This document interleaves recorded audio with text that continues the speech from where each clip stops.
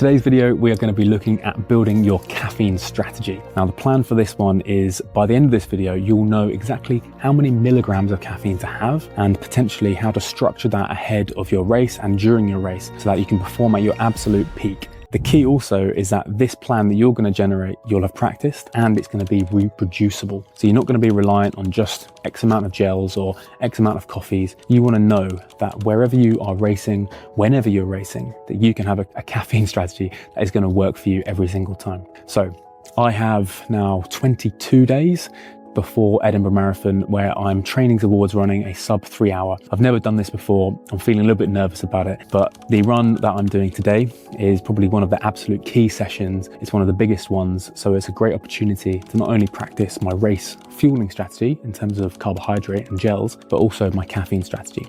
So I thought I would focus this video on how I'm going about doing that and also explain why I'm doing that in terms of the numbers so that you can create a plan specific to you. So the first thing I'm trying to look at with caffeine is how it impacts and comes into the body. So we know that if you're ingesting caffeine, be that from coffee or from a gel, then it's going to be peaking in the system about half an hour. And then actually it's a fairly gradual drop off. So what I'm going to be looking to do is have a double espresso fairly soon after waking with my breakfast. And that's going to be about 2.5 to 3 hours before my race. The reason I'm looking to have it so far forward is because I quite like how the effect caffeine has on the bowel. I know if I'm having it that time, it's going to mean that I'm definitely having a successful movement ahead of the race. And I'm not then worried about having any lower body GI issues on race day, during the race even. Now, in terms of milligrams of caffeine, if I'm having a double espresso, that's roughly 160 milligrams of caffeine. If you're into your coffee, then I'd recommend using the coffee that you normally use. So that again,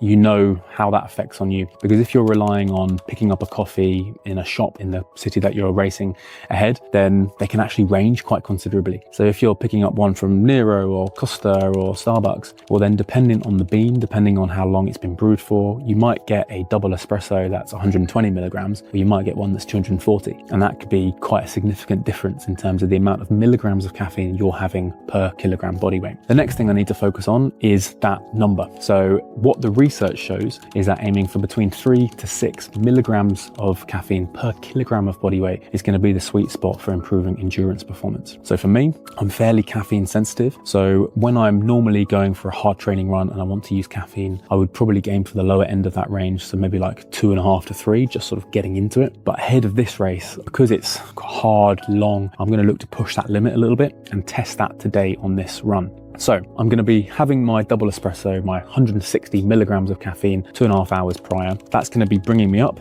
and that would still be giving me a benefit during my long training run or during the marathon if I did that. However, I'm going to now build in a little bit more. So the next product I'm going to be building in is a caffeine gum. Now, it's quite helpful to use supplements to get caffeine in ahead of your run because you know exactly how many milligrams of caffeine is in it. If I'm having 160 milligrams from my coffee, that's roughly 2 grams per kilogram body weight for me because I'm roughly 80 kilos. Then if I'm having one of these, that's another 100 milligrams. So my plan would be to have this 5 to 10 minutes right before I start. This hits, because it's a gum, you don't ingest it, it hits a lot quicker. So gums hit about 5 or 10 minutes and they'll be peaking in your system. So this will G me up right at the start. So I'm feeling absolutely ready to go. I have practiced this before, but I'm looking now to tweak that a little bit further and add one in midway through the run. So let's do the numbers. I've had 160 milligrams of caffeine. That's getting me roughly 2 milligrams per kilogram body weight. If I have one of these 5 minutes before, 100 milligrams, that's about another 1.2-ish. So I'm up to 3.2 milligrams per kilogram body weight. So I'm at the lower end of the range, which probably could suit me absolutely fine during this one, but I want to push the limit a bit and see if that extra bit of caffeine, so moving from the lower end of the range towards the middle or even the higher end, is going to help me. Or,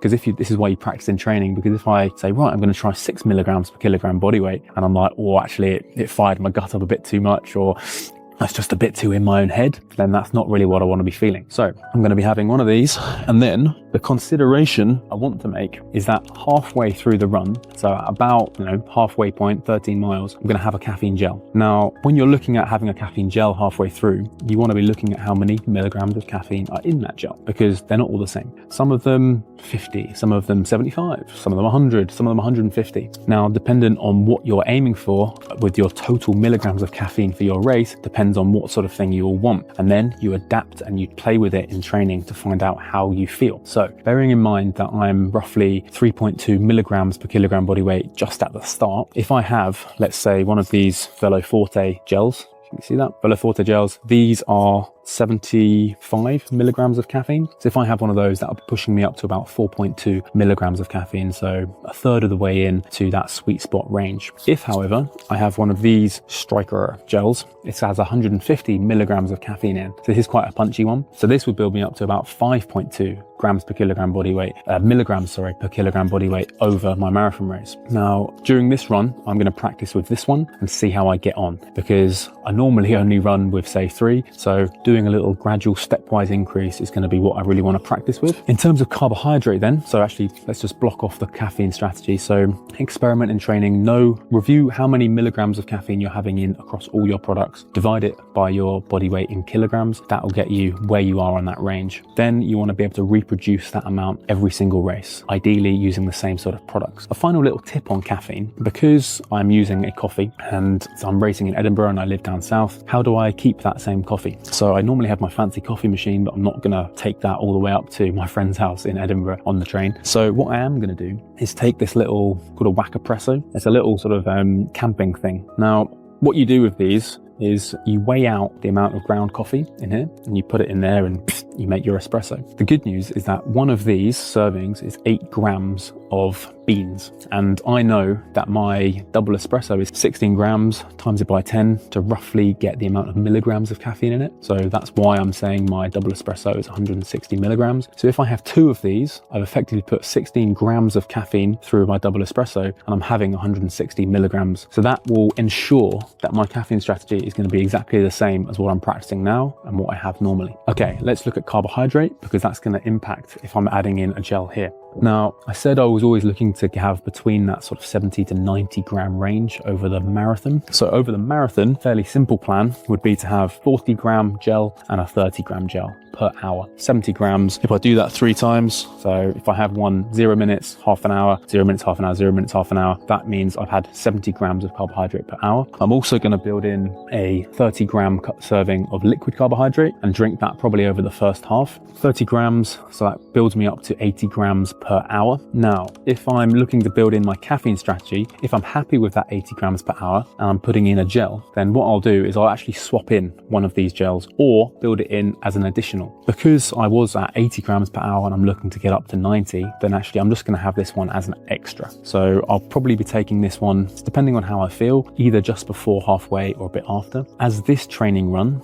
is probably going to take about 2 hours 15, I'll probably have it after about an hour. So this will be picking up and be rushing into my system for the last 30 to 40 minutes. Afterwards, I'm going to be reviewing how I felt on that and whether I really noticed it. If I didn't notice it enough, that would be when I would say, hey, might be an opportunity to go for the bigger one and hit the higher end of that range. Planning done. Last few things to note before I head out is ahead of this run, I've tried to keep my timings very, very similar to what I'm going to be doing on race day. So race day, Edinburgh race kicks off at 10 o'clock. So I got up this morning about 7, then started having breakfast about 7:30. So I've had my race day breakfast, which was my soaked oats, and I'm taking that because I know I can pack the dry ingredients for that and have that exact meal on race day. Now, it's not essential to have the exact same thing, but even just from a psychological boost, knowing that you've run well on something and that you've had it before is quite a nice place to be. So whether it really helps having exactly the same thing from a physiological perspective, okay, but actually from a mental perspective, yes, I'm going to do that. It's all about controlling all of the controllables. So knowing that I've had my normal race day breakfast is going to put me in a good space.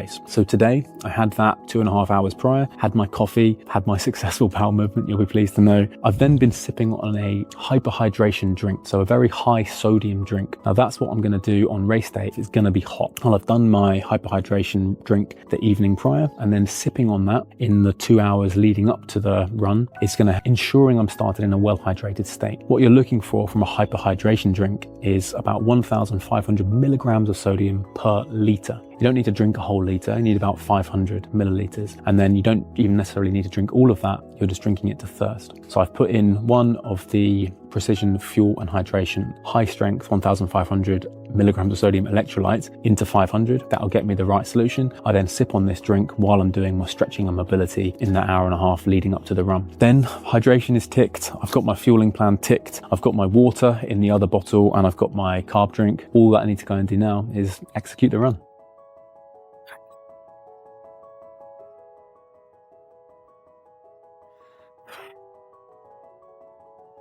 So literally just got back, made myself a recovery smoothie.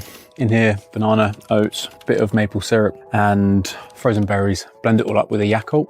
Big hit of carbs, nice little antioxidant boost. Now that run, oh my goodness, that was the hardest run I've done in ages. It was much harder, it felt harder than the half marathon PB I did back in February.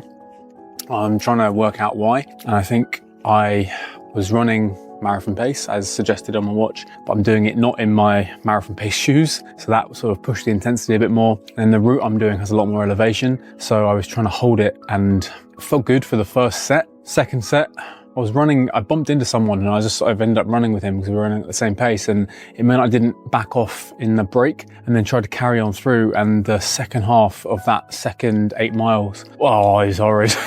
I think, yeah, just my legs, everything felt it. In terms of the caffeine strategy, didn't feel the lift from the gel halfway through. So let's try and reflect on this caffeine strategy. What have I learned from it? Well, I've learned that taking the chewing gum 5-10 minutes before, I don't think is right for me. I think having the caffeine before, 2 hours before, was great, felt good, had my successful movement, but then actually having something immediately before the race, I was just a bit too revved up and I pushed too hard in the first half. I don't want to do that on the real thing because I want to be feeling good in the second half. So what my plan now is to take away that 100 milligrams of caffeine from the gum that I have beforehand and just put more in that mid stage of the run so that I'm really getting an actual feeling of a caffeine boost coming for the second half of the run. Whether I do that from a 150 milligram gel or one of those Vela Fortes and a caffeine chewing gum, I'm going to experiment with next week. Why did I think this run was so much harder than it should have been? Well, stupidly, got my hydration wrong. I was concentrating so much on discussing my caffeine strategy and making sure my carb intake was good, which it was. I only took 2 500 milliliter bottles. So that meant I drank 1 liter over a 2 hour 20 run. So the second, hour, but so easily the last 40 minutes,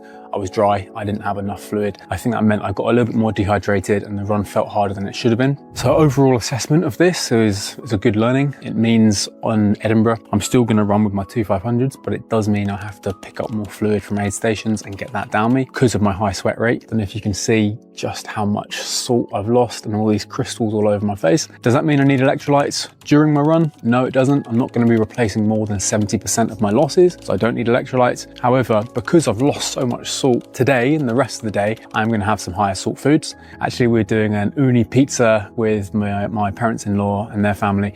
So we're going to be cooking some big pizzas and they're going to be some high salt ingredients like some anchovies on those. So I'm looking forward to that. And my sodium potassium pumps are going to work out my fluid balance as long as I'm drinking plenty of water as well. Next week, I've got my final hard run. It's 14 miles at race pace, no gap in between there, just 14 miles straight through.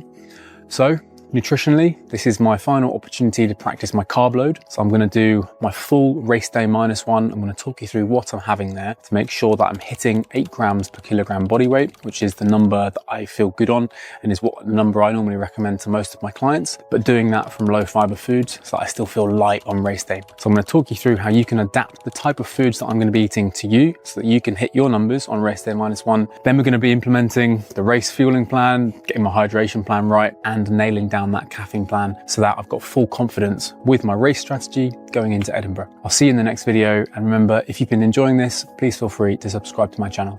Thank you.